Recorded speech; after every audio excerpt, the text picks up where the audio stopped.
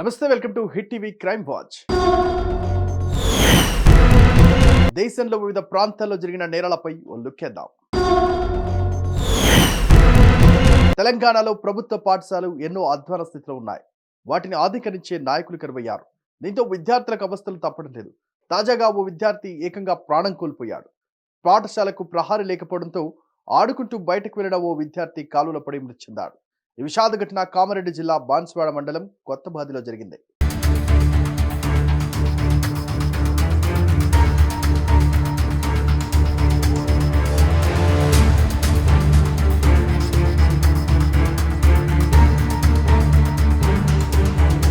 పాఠశాలకు ప్రహారీ లేకపోవడంతో ఆడుకుంటూ బయటకు వెళ్లిన ఓ విద్యార్థి కాలువలో పడి మృతి చెందాడు. ఈ విషాద ఘటన కామారెడ్డి జిల్లా బాన్స్వాడ మండలం కొత్తబాదిలో జరిగింది. కొత్తబాది ప్రాథమిక పాఠశాలలో 1వ తరగతి చదువుతున్న ఫర్హాన్ మధ్యాహ్న భోజనం అనంతరం తోటి విద్యార్థులతో ఆడుకుంటూ పాఠశాలకు ప్రహారీ లేకపోవడంతో బయటకు వచ్చాడు. అక్కడే ఉన్న కాలువను గమనించకుండా అందులోకి జారి పడిపోయాడు. వెంటనే తోటి విద్యార్థులు ఉపాధ్యాయులకు తల్లి ఆసిఫాకు సమాచారం అందించారు. ఘటనా స్థలానికి చేరుకున్న వారు ఫర్హాన్ ను వెంటనే కాలువ నుంచి బయటకు తీసి బాన్స్వాడ ఏరియా ఆసుపత్రికి తరలించగా అప్పటికే మృతి చెందినట్లు వైద్యులు తెలిపారు.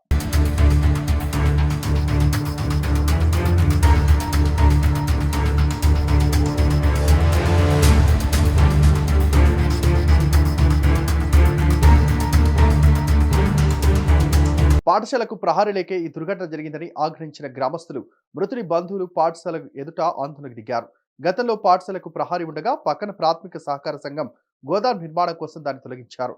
ప్రహారీ నిర్మిస్తారని హామీ ఇచ్చిన గుత్తేదారు ఇప్పటికీ నిర్మించలేదని స్థానికులు మండిపడ్డారు.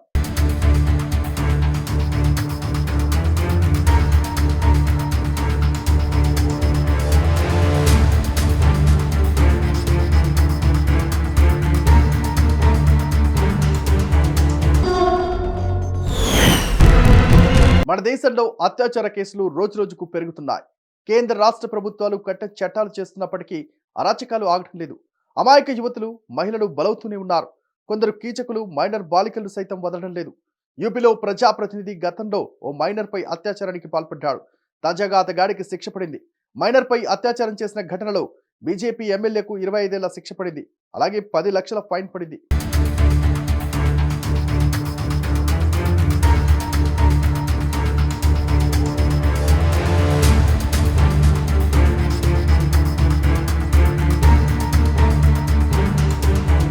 ఉత్తరప్రదేశ్లోని సోన్భద్ర జిల్లాలోని దుద్ది అసెంబ్లీ నియోజకవర్గానికి చెందిన ఎమ్మెల్యే రామ్ దులార్ గోండ్ 2014లో సోన్భద్రలో మైనర్ బాలికపై అత్యాచారానికి పాల్పడ్డాడు.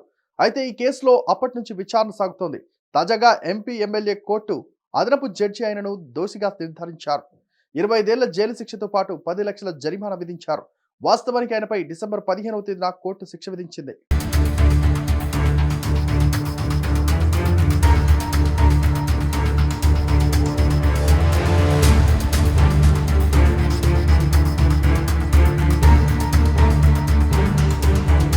గోండ్ 2022లో తొలిసారి ఎమ్మెల్యే ఎన్నికయ్యారు. కానీ యూపీ అసెంబ్లీ నుంచి ఆయనపై ఇంకా అనర్హత వేటు పడలేదు. వాస్తవానికి ప్రజా ప్రాతినిధ్య చట్టం 1951 ప్రకారం దోషిగా తేలి 2 లేదా అంతకంటే ఎక్కువ సంవత్సరాలు జైలు శిక్ష పడిన ప్రజాప్రతిని నేరం రుజువు చేసిన తేదీ నుంచి అనర్హుడిగా ప్రకటిస్తారు. అలాగే మరో 6 నెలల పాటు అనర్హులుగా ఉంటారు.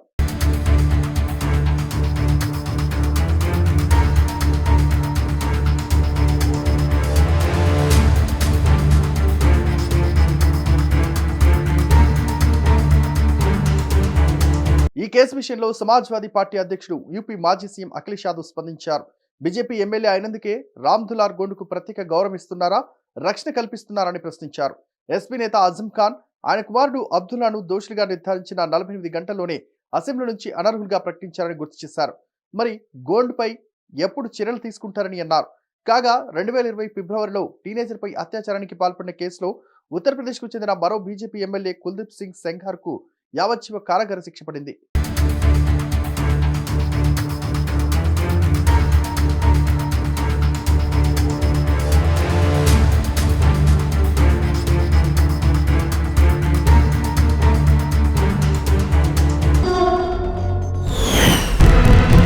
భార్యాభర్తల మధ్య గొడవలు, కొట్లాటలు సర్వసాధారణం. ప్రపంచవ్యాప్తంగా కోట్లాది మంది దంపతులు ఈ పరిస్థితిని ఎదుర్కొనే ఉంటారు. కొందరు మాత్రం పైశాచికంగా ప్రవర్తిస్తూ ఉంటారు. క్షణిక ఆవేశంలో విచక్షణ కోల్పోయి క్రూరంగా ప్రవర్తిస్తూ ఉంటారు. యూపీలో ఓ వ్యక్తి ఇదే తరహాలో ప్రవర్తించాడు.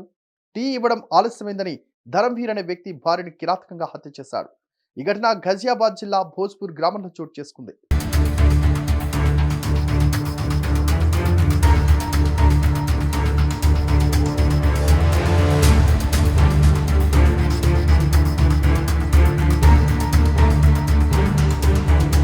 గజియాబాద్ జిల్లా భోజ్పూర్ గ్రామానికి చెందిన ధరంవీర్ సుందరి భార్యాభర్తలు.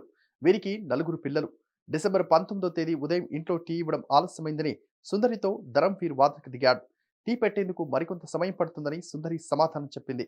దీంతో కోపోద్రిక్తుడైన ధరంవీర్ పదునైన ఆయుధంతో సుందరి మెడ వెనుక భాగంలో దాడి చేశాడు. దీంతో ఆమె అక్కడికక్కడే మృతి చెందింది.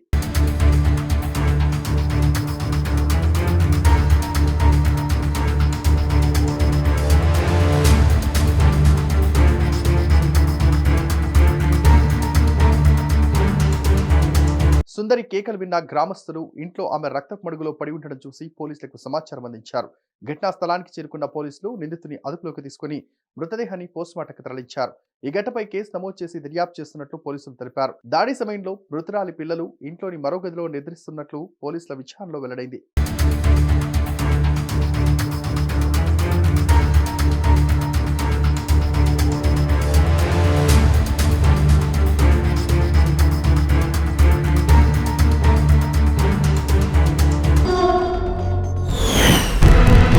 ఇది వాల్టి క్రైమ్ వాచ్. చూస్తూనే ఉండండి హిట్ టీవీ.